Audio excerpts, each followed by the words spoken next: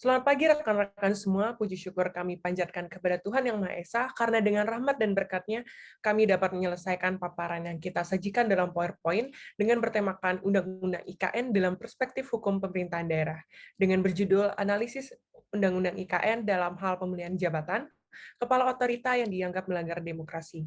Untuk memenuhi ujian tengah semester, Hukum Pemerintahan Daerah kelas A yang diampu oleh Pak Mei Susanto SHMH. Sebelumnya, izinkan kami juga memperkenalkan diri.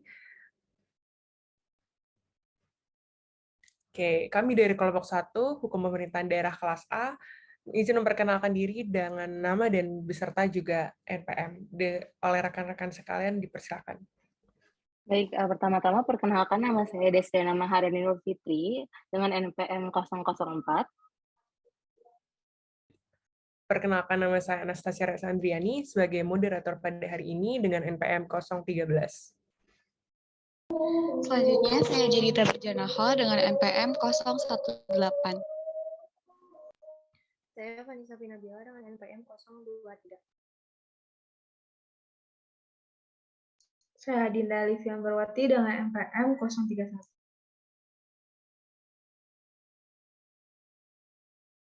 Oke, sebelum memasuki poin-poin pembahasan, mungkin izinkan saya untuk membacakan dari pendahuluan. IKN atau Ibu Kota Nusantara adalah Ibu Kota Negara Republik Indonesia yang baru dibentuk sebagai upaya untuk memperbaiki tata kelola wilayah Ibu Kota Negara yang diatur dalam Undang-Undang Nomor 3 Tahun 2022 tentang Ibu Kota Negara. Dalam pasal 1/2 Undang-Undang IKN disebutkan bahwa Ibu Kota Nusantara merupakan sebutan pemerintah daerah yang bersifat khusus tingkat provinsi yang wilayah menjadi tempat kedudukan Ibu Kota Negara.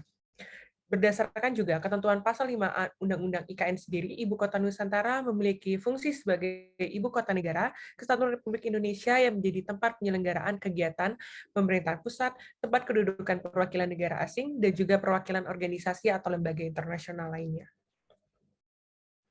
Boleh di next. Oke, mengenai poin-poin pembahasan yang akan dibawakan oleh rekan-rekan saya sekalian. Yang pertama terdapat pemilihan kepala otorita Ibu Kota Nusantara berdasarkan ketentuan Undang-Undang IKN. Selanjutnya pemilihan umum di dalam Undang-Undang IKN yang ditinjau dan dari ketentuan Undang-Undang Dasar 1945, kelebihan dan kekurangan pemilu langsung dan dengan DPRD melalui pilkada. Lalu selanjutnya yang terakhir adalah sejarah pemilihan umum langsung dalam praktik pemilihan umum di Indonesia yang akan dilanjutkan oleh kesimpulan. Untuk rekan-rekan saya sekalian, dipersilakan untuk mempresentasikan presentasinya. Baik, saya akan menjelaskan mengenai prosedur pemilihan kepala dan wakil kepala otorita Ibu Kota Nusantara yang ditinjau dari ketentuan Undang-Undang Ibu Kota Nusantara. Jadi yang dimaksud dengan otorita Ibu Kota Nusantara dalam Undang-Undang IKN ini merupakan suatu lembaga setingkat kementerian yang memiliki peran sebagai pemerintah daerah dan memiliki tugas dan wewenang yang meliputi penyelenggaraan pemerintahan daerah, terus melaksanakan kegiatan, kemudian hingga pembangunan dan juga pemindahan ibu kota. Sebagai daerah khusus, otorita IKN ini juga memiliki kewenangan khusus yang pada dasar ini berbeda dengan penyelenggaraan pemerintah daerah di daerah lainnya. Kekhususan tersebut antara lain itu meliputi kewenangan pemberian perizinan investasi, kemudian kemudahan berusaha, dan juga pemberian fasilitas khusus kepada pihak yang mendukung pembiayaan dalam rangka kegiatan persiapan pembangunan dan pemindahan ibu kota. Kemudian juga untuk pengembangan ibu kota Nusantara dan daerah mitra, dan juga untuk pemberian insentif fiskal maupun non fiskal yang dapat diusulkan oleh kepala otorita IKN kepada pemerintah pusat. Dalam menyelenggarakan pemerintahan daerah ini, otorita Ibu Kota Nusantara itu dipimpin oleh seorang kepala otorita yang tugas dan wewenangnya dapat dilihat pada ketentuan-ketentuan sebagai berikut. Kemudian, kepala otorita ini juga dibantu oleh seorang wakil kepala otorita. Selanjutnya, saya akan menjelaskan mengenai pemilihan umum di Ibu Kota Nusantara. Jadi berdasarkan pasal 5 ayat 3 Undang-Undang IKN, penyelenggaraan pemilihan umum di Ibu Kota Nusantara ini hanya menyelenggarakan pemilihan umum setingkat nasional. Jadi dijelaskan kembali pada pasal 13 ayat 1 bahwa pemilihan umum yang dimaksud ini hanya untuk pemilihan presiden dan wakil presiden, kemudian pemilihan untuk anggota DPR serta anggota DPD. Jadi dapat disimpulkan bahwa ya pemilihan umum yang diselenggarakan itu hanya sekedar pilpres dan juga pileg. Jadi di IKN ini tidak diselenggarakan pemilihan anggota DPRD maupun pilkada sebagaimana daerah lainnya. Kemudian mengenai mekanisme pemilihan kepala otoritas, bagaimana yang sudah dijelaskan sebelumnya bahwa tidak dipilih melalui pemilihan umum. Jadi kepala otorita dan wakilnya ini dipilih dan ditunjuk serta diangkat dan juga diberhentikan oleh presiden secara langsung, di mana dalam hal ini presiden ini terlebih dahulu berkonsultasi dengan alat kelengkapan DPR yang diberikan kewenangan untuk hal tersebut. Kemudian mengenai pelantikannya ini prosesnya diselenggarakan oleh presiden dan juga masa jabatan kepala dan wakil kepala otorita ini selama 5 tahun yang dihitung sejak tanggal pelantikan. Mengenai praktiknya ini dapat dilihat pada tanggal 10 Maret 2022 lalu di Istana Negara, di mana Presiden Joko Widodo melantik Bambang Susanto sebagai Kepala Otorita Ibu Kota Nusantara dan juga wakilnya yaitu Doni Rahajo. Selanjutnya akan dijelaskan oleh rekan saya. Baik, terima kasih. Di sini saya akan menjelaskan mengenai pemilihan umum di IKN ditinjau dari ketentuan Undang-Undang Dasar 1945. Next.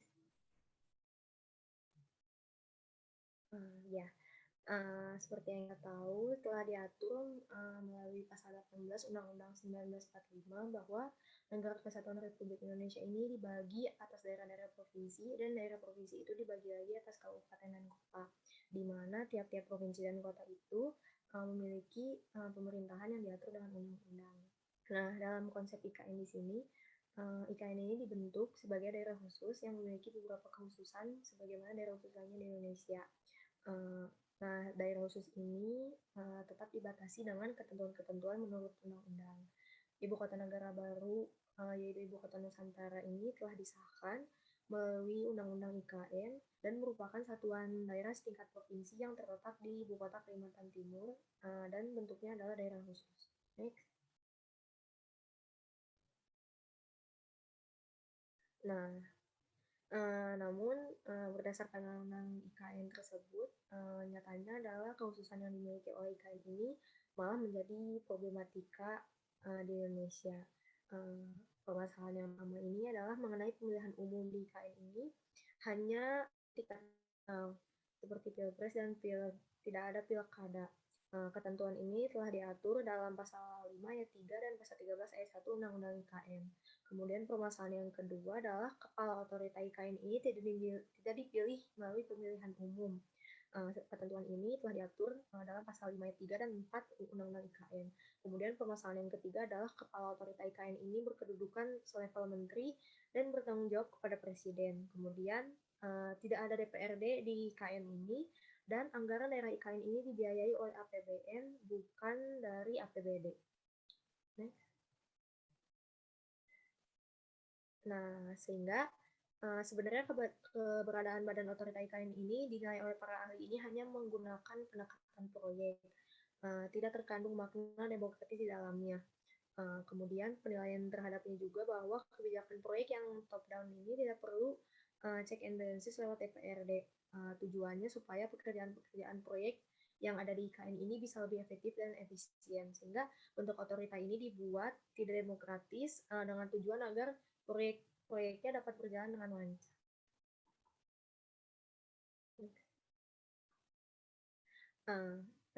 Terkait permasalahan tersebut dinilai telah menyimpang terhadap Undang-Undang 1945. Hal ini dikarenakan telah adanya amanat konstitusi soal pemerintahan daerah, yaitu pasal 18 Undang-Undang Dasar 1945. lewat pasal 18 ini pemerintah daerah diatur agar memiliki DPRD yang anggotanya dipilih melalui pemilu. Hal ini telah diatur lewat pasal 18 ayat 3. Kemudian diatur juga bahwa kepala daerah dipilih secara demokratis.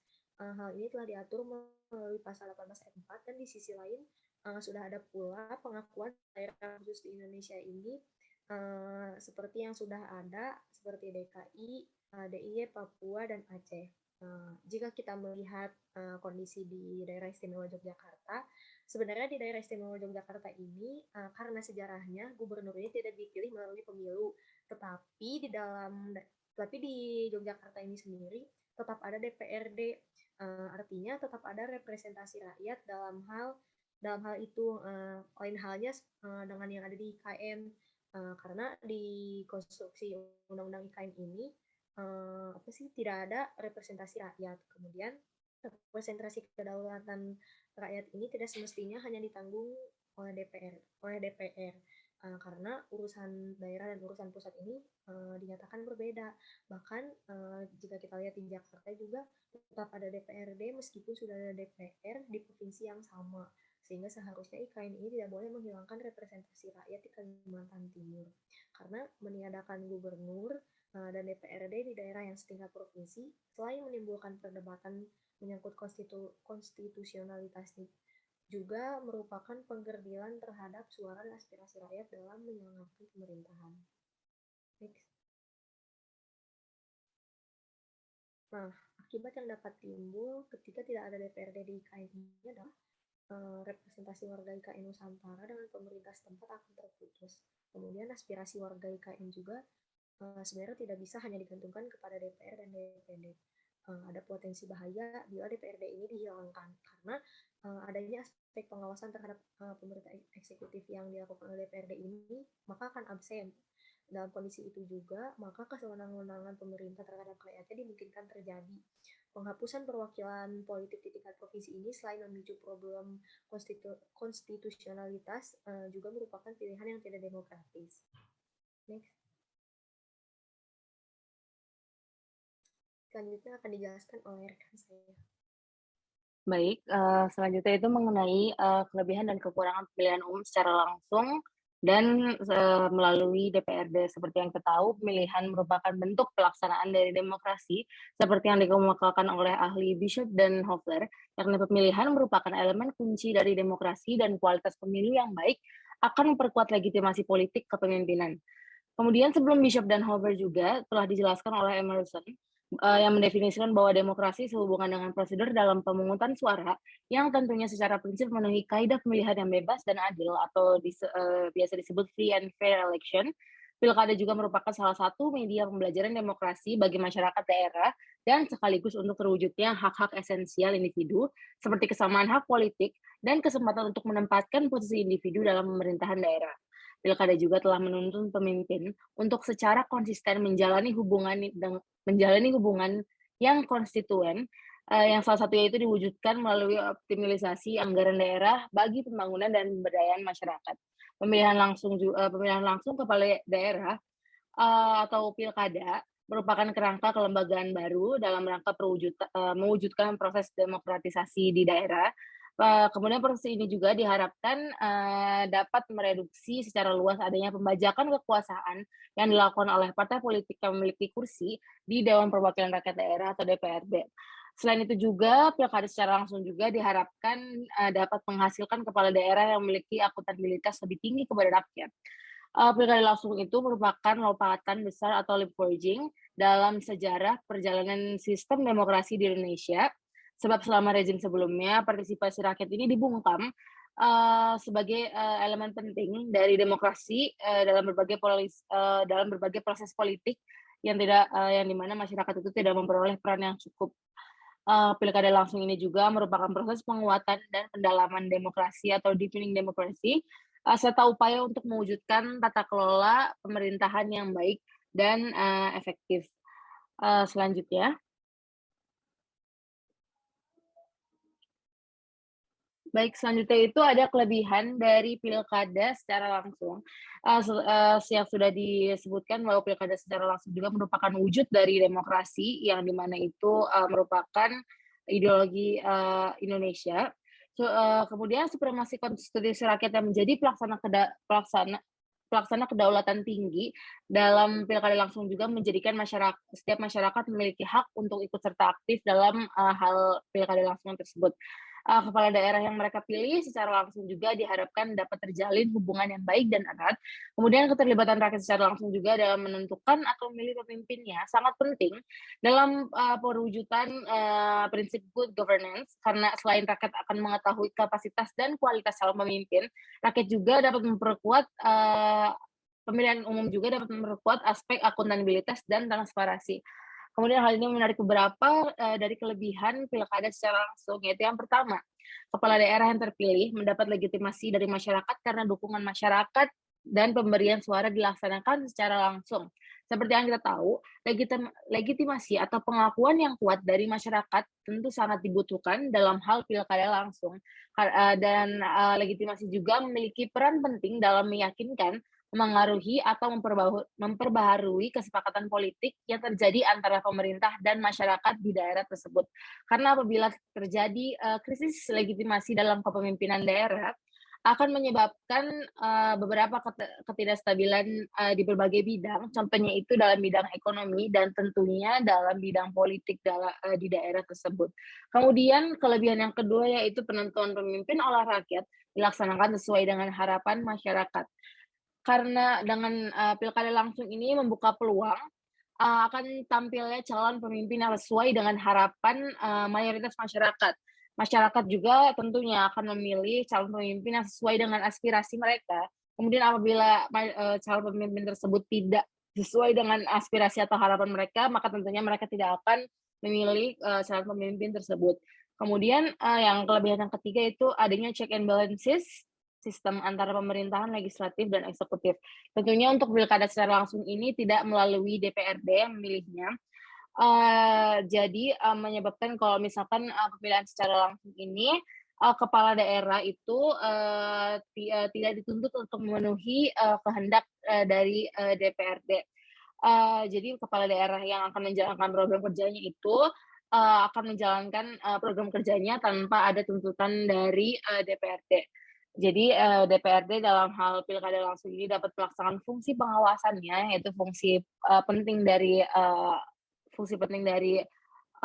legislatif, yaitu dengan maksimal tanpa ada kepentingan politik pihak semata yang memudarkan fungsi pengawasan. Kemudian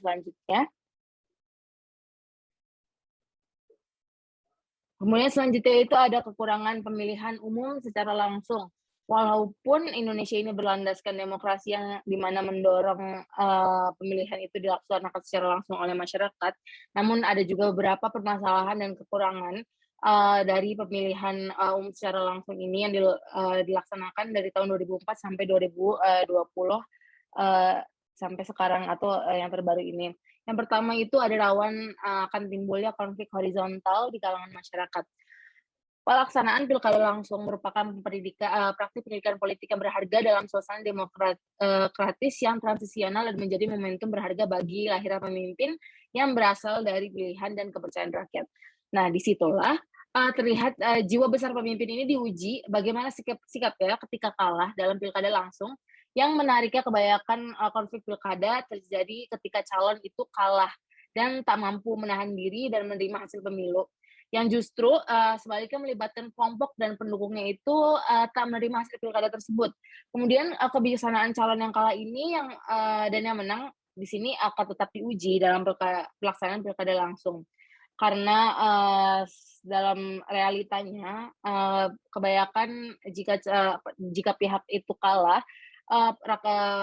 baik dari calon pemimpin tersebut atau dari calon pemimpin tersebut atau pendukung-pendukungnya itu akan melakukan aksi-aksi ketidakpuasan yang rentan diiringi dengan konflik fisik dan anarkis karena mudahnya terpancing. Contohnya ini dari konflik horizontal ini juga terdapat pada pemilihan kepala daerah di Sulawesi Selatan tahun 2007 ini, yang dimana KPU sendiri, KPU Provinsi Sulawesi Selatan ini sendiri pada tanggal 16 November 2007 ini sudah menetapkan Syahrul Yassin Limpo Agus Vivin sebagai pemenangnya. Namun setelah itu dikeluarkan, Mahkamah Agung menyatakan bahwa adanya ketidakadilan dan ketidakjujuran dari pilkada yang diadakan ini, serta mewajibkan pilkada ulang di beberapa wilayah di Sulawesi Selatan, yaitu di Bone, Bantaeng, Tanah Toraja, dan Goa. Kenapa adanya ketidakjujuran dan ketidakadilan ini? Karena kepala daerah yang sudah terpilih itu melalui keputusan KPU menimbulkan konflik antara elit massa karena perbedaan etnis, ini kepala daerah sendiri yaitu Syahrul Yassin beretnis Makassar, sedangkan Amin Syam ini beretnis Bugis. Jadi ada perbedaan etnis antara kedua pihak tersebut, antara ketua dan wakil ini menimbulkan beberapa konflik horizontal. Untuk itu, untuk menghindari konflik atau potensi konflik dalam pilkada langsung ini, memang diperlukan adanya proses sosialisasi yang intensif dan meluas, sehingga apabila ada kekalahan dalam pemilihan kepala daerah ini, masyarakat harus siap-siap atau harus betul-betul siap mental untuk berlapang dada menerima hasil pilkada tersebut. Kemudian kekurangan yang kedua yaitu ada anggaran penyelenggaraan pemilu membutuhkan biaya yang besar. Jadi contohnya itu ada kasus di tahun 2020 di Sumatera Utara, yang dimana ketua KPU menyatakan bahwa anggarannya itu masih kurang, walaupun anggaran tersebut sudah diberikan oleh naskah perjanjian hibah daerah atau NPHD, diberikan sebesar 658 miliar untuk pemilu di Sumatera saja. Namun ketua KPU tersebut beralasan bahwa kekurangan ini disebabkan karena pemilu diadakan di tengah-tengah pandemi COVID-19 ini, yang dimana memerlukan alat protokol kesehatan, tempat cuci tangan, dan APD. Jadi dapat disimpulkan bahwa sebetulnya dana sebesar itu dapat diminimalisir dan dimanfaatkan ke dalam kepentingan lainnya, seperti pembangunan infrastruktur atau alat untuk mendongkrak UMKM yang terkena dampak COVID-19, karena tentunya dana-dana tersebut akan lebih bermanfaat bagi masyarakat.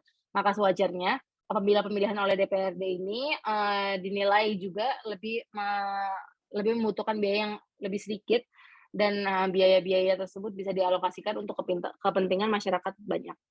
Baik, selanjutnya ada pelaksanaan pemilihan umum, itu pelaksanaan pemilihan kepala daerah melalui DPRD.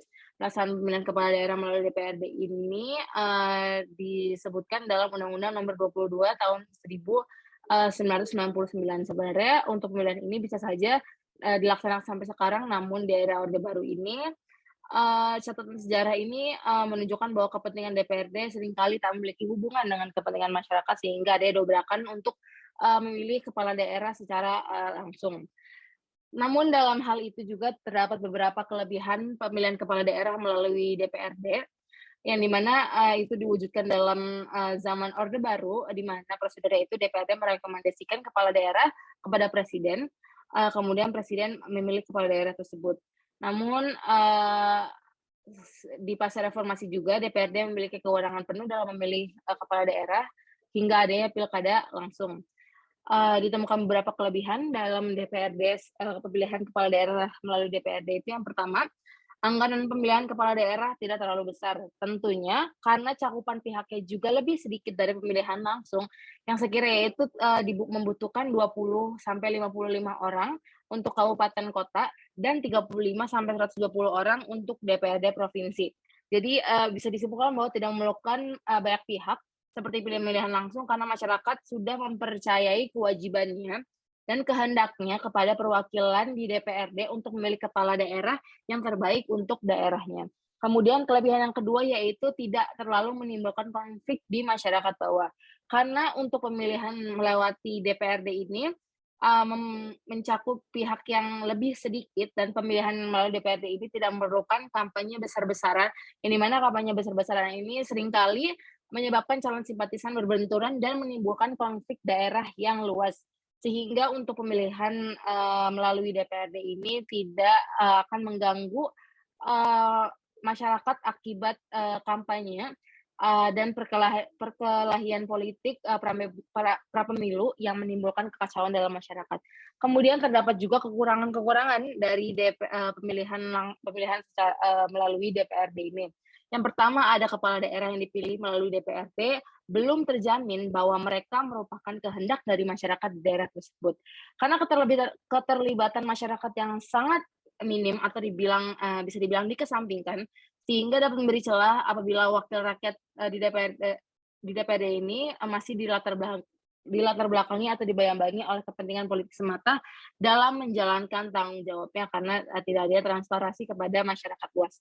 Kemudian yang kedua itu terkikisnya kepercayaan masyarakat kepada DPRD.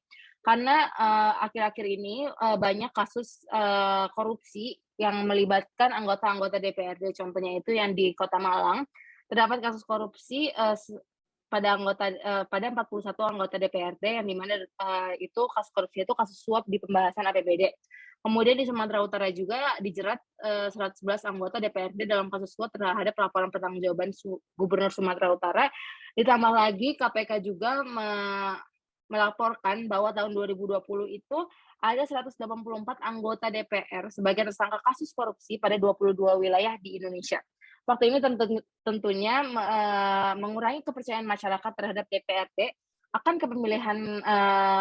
pemilihan kepala daerah yang kompeten, jujur, adil, dan sesuai dengan kehendak masyarakat. Kemudian yang terakhir itu ada kekurangannya, yaitu pilkada melalui DPRD menghilangkan partisipasi masyarakat secara langsung. Tentunya hubungan yang dihasilkan dari masyarakat dan wakil rakyat akan semakin jauh karena masyarakat sendiri tidak memiliki gambaran langsung mengenai kepala daerah yang akan memimpin mereka, sehingga masyarakat ini tidak tahu akan visi, misi, serta program kerja dari kepala daerah yang terpilih. Baik, cukup dari kelebihan dan kekurangan pemilihan kepala daerah melalui secara langsung atau melalui DPRD. Selanjutnya akan dilanjutkan oleh rekan saya mengenai sejarah pemilu. Baik, terima kasih Saudara Desliani. Selanjutnya adalah mengenai sejarah pemilihan umum langsung dalam praktik pemilihan umum di Indonesia. Boleh next slide?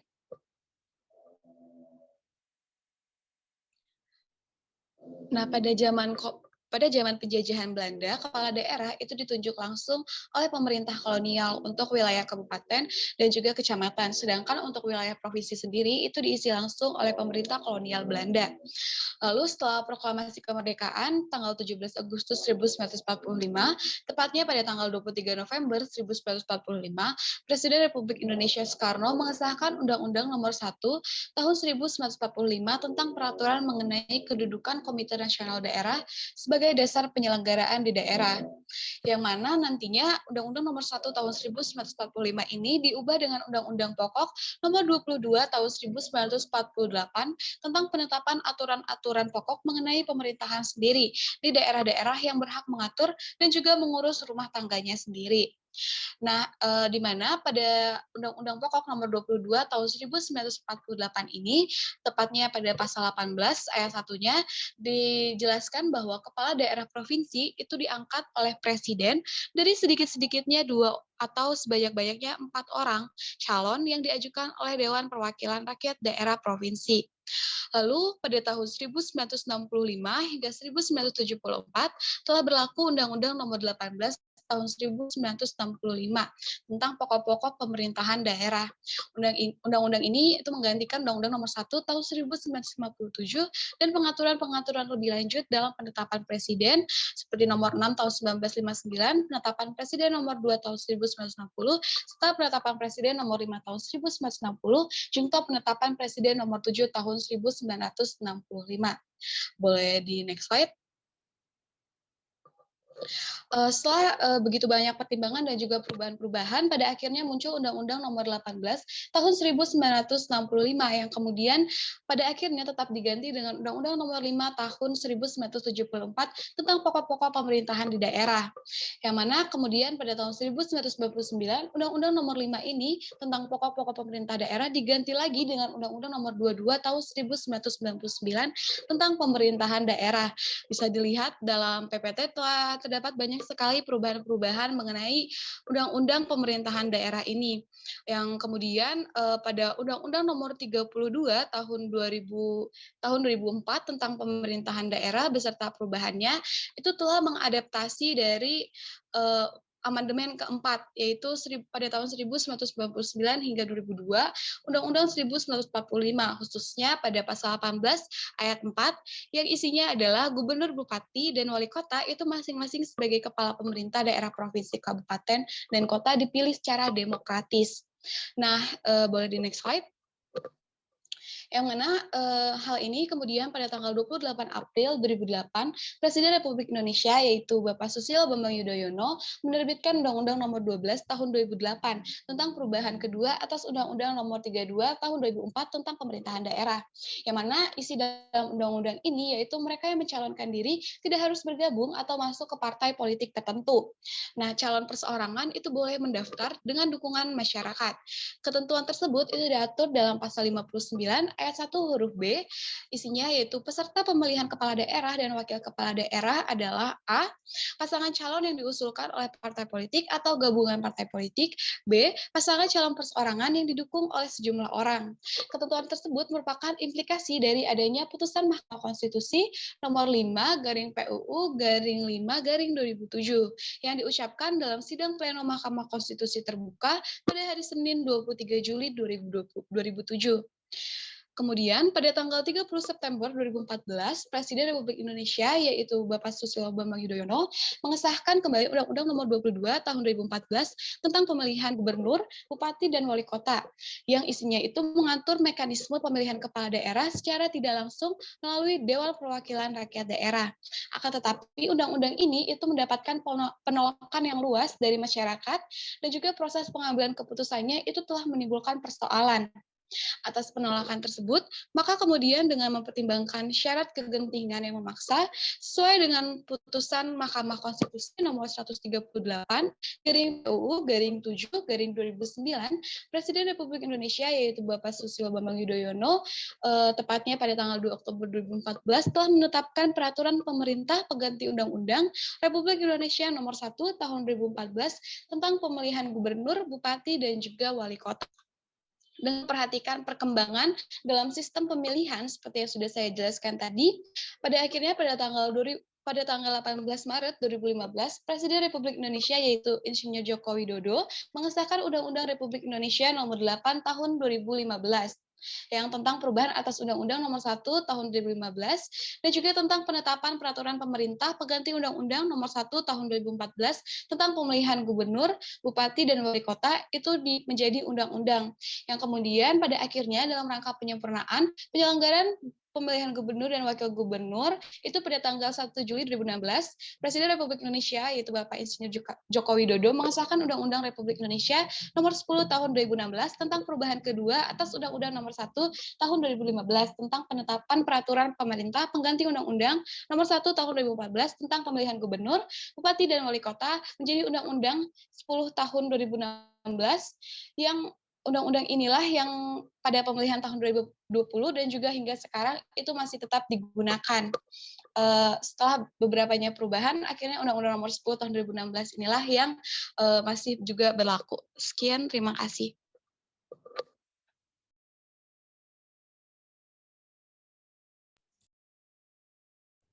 Baik, terima kasih banyak untuk rekan-rekan semua untuk pembahasan materinya. Selanjutnya izinkan saya untuk menyampaikan kesimpulan dari paparan yang rekan-rekan sampaikan sebelumnya, sekaligus sebagai paparan terakhir dari kelompok kami mengenai kesimpulan. Dalam perkembangannya, pemilu mengalami sejarah yang panjang dari zaman kolonial Belanda sampai reformasi dan sampai sekarang. Di mana pada zaman kolonial Belanda biasanya dipimpin dan ditunjuk oleh penguasa Belanda dan bagi daerah kota akan diisi oleh berolang Belanda tersebut.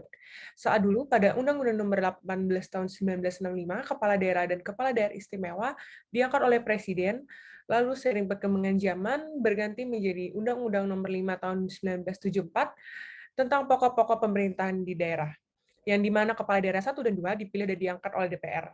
Lalu diganti dengan Undang-Undang Nomor 22 Tahun 1999 tentang pemerintahan daerah, dan terakhir setelah reformasi Undang-Undang Nomor 32 Tahun 2004 tentang pemerintahan daerah. Pada tanggal 30 September 2014, Presiden Republik Indonesia Dr. Haji Susilo Bambang Yudhoyono mengesahkan Undang-Undang Nomor 22 Tahun 2014 tentang pemilihan gubernur, bupati, dan wali kota. Ia mengatur mekanisme pemilihan kepala daerah secara tidak langsung melalui Dewan Perwakilan Rakyat Daerah. Lalu Presiden Republik Indonesia, yaitu Insinyur Joko Widodo, mengesahkan Undang-Undang Republik Indonesia Nomor 8 Tahun 2015 tentang perubahan atas Undang-Undang Nomor 1 Tahun 2015 tentang penetapan peraturan pemerintah pengganti Undang-Undang Nomor 1 Tahun 2014 tentang pemilihan gubernur, bupati, dan wali kota menjadi undang-undang.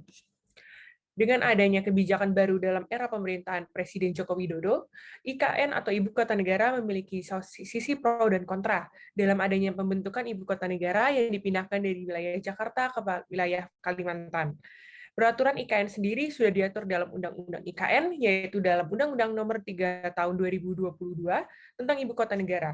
Terdapat beberapa perubahan dalam peraturan yang dimuat dalam Undang-Undang IKN tersebut, salah satunya adalah cara pemilihan kepala otorita IKN, dan juga cara pemilihan pilkada DPRD, yang disinyalir melanggar prinsip demokrasi di mana kekuasaan berada di tangan rakyat, termasuk memilih pejabat-pejabat pemerintahan yang berhubungan langsung dengan rakyat. Berdasarkan Undang-Undang IKN, dalam Pasal 1-9, Otorita Ibu Kota Nusantara merupakan suatu lembaga setingkat kementerian atau yang dimuat dalam Pasal 4 Ayat 1 huruf B yang berperan sebagai pemerintah daerah khusus IKN yang memiliki tugas dan wewenang untuk menyelenggarakan pemerintahan daerah khusus IKN. Dalam birokrasi IKN, pemilu hanya dilaksanakan dalam lingkup nasional saja, yang berarti mencakup presiden dan wakilnya serta juga DPR. Tidak termasuk DPRD, dengan hal ini menyebabkan perubahan dalam jumlah kursi DPRD sendiri. Selain itu, juga mengenai pemilihan kepala otorita juga mengalami perubahan. Seperti yang dijelaskan sebelumnya, bahwa cara memilih kepala dan wakil kepala otorita dapat dilihat dari ketentuan Pasal 9 Undang-Undang IKN yang menyatakan bahwa seorang kepala otorita dibantu oleh seorang wakil kepala otorita tidak dipilih melalui pemilihan umum, melainkan ditunjuk, diangkat, dan diberhentikan selama masa jabatannya secara langsung oleh Presiden dengan adanya konsultasi terlebih dahulu terhadap DPR.